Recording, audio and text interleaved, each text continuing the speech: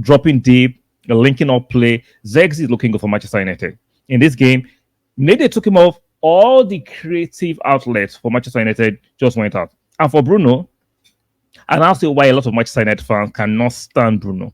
All these Hollywood passes, trying to shoot from the inside of the foot when he's not on. It was just a bit embarrassing for Bruno today. The performance for me was ass. Bruno was extremely ass today. So Crystal Palace 0, Manchester United 0. Manchester United are back. I remember the Manchester United faithful fans making a lot of noise pre-match, talking about the 7-0 they, or was it 7-8-0 they beat Barnsley in the Carling Cup or the Carabao Cup during the midweek, and you're telling us they were back. Told you, Crystal Palace is a different proposition. Now, to be fair, the first half, Man should have scored, even though they didn't create clear-cut chances, but they had the better chances to score in the first half. Henderson, their former goalkeeper, making some very, very good saves. Crystal Palace were a bit sloppy. Mateta was not in the game. What's his name? Watson was not in the game. So, to be fair, Manchester United were the brighter side in the first half. They created nothing clear cut rather, but they created some chances, but they didn't take it. And the second half, Crystal Palace made two changes. They took out Mateta, they took out Watson, and they brought on Sa, Alema, and there was a bit of stability in the Crystal Palace midfield. And the dominance Manchester United enjoyed in the first half, they could not actually recreate in the second half.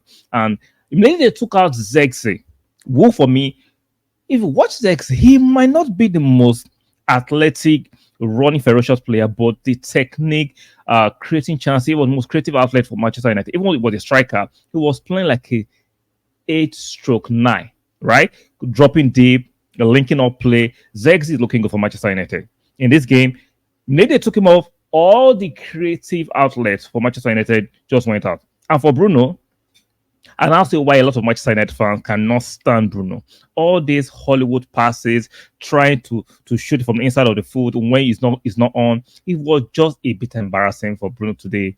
The performance for me was ass. Bruno was extremely ass today. So I can understand the frustrations of some Manchester United fans when they talk about Bruno being frustrating to watch sometimes, even though he comes up with some crucial goals sometimes, but he can be frustrating when it comes to creativity. For me, Zexi was the most creative player on the pitch.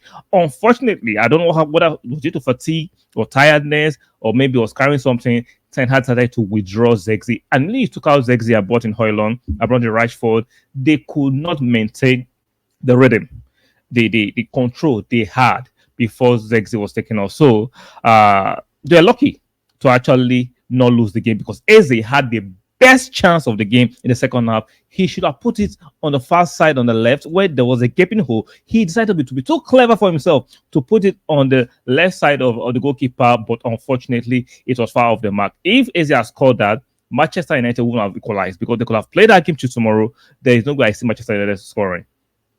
There is no way Manchester United have found a way to score. So unfortunately, the quote unquote Manchester United are back. He's just a fast. It's looking like a banter era for Ten Hag and Manchester United. They are not the force they used to be anymore. The players are not producing, like I said, at a zenith that Manchester United is expected to produce. See, some will argue Manchester United should have scored in the first half, which is a fair argument. But show me the clear-cut chances.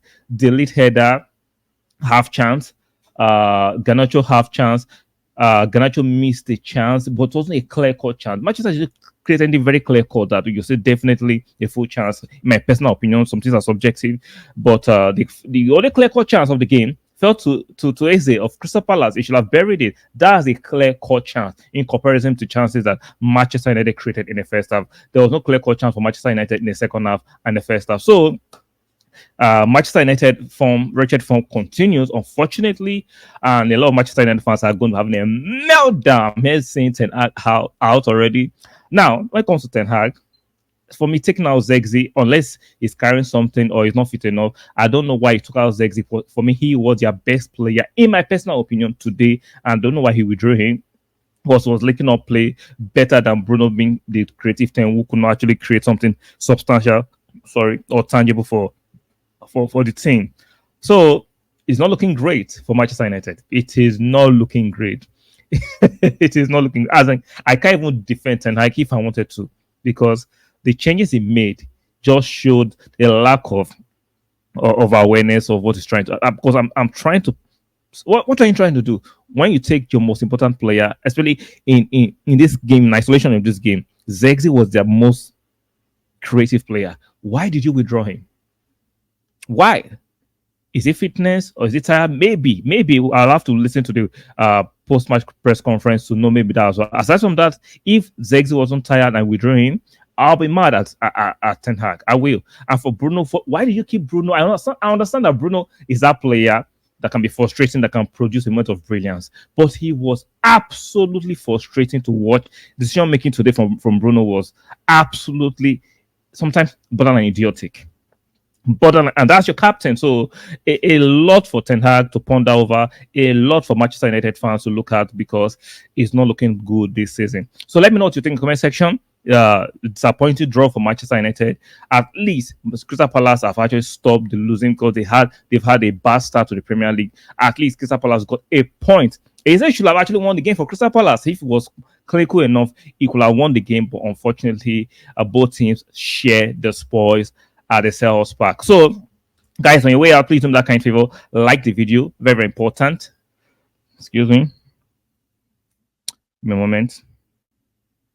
Like the video, very important. Subscribe if you're new here, and make sure you turn on your notification bell. One more time, for those at the back with me the first time, please like the video, subscribe if you're new here, and make sure you turn on your notification bell. Very important. Manchester United and Crystal Palace playing out a stalemate at the Selhurst Park is not looking great for Manchester United. And for Crystal Palace, at least they've stopped losing. So let me know what you think in the comment section. Are you Ten Hag in or out? Let me know. As a Crystal Palace fan, are you actually happy with the point? Let me know. And I'll see you guys in the next one. Keep supporting your teams. Bye for now.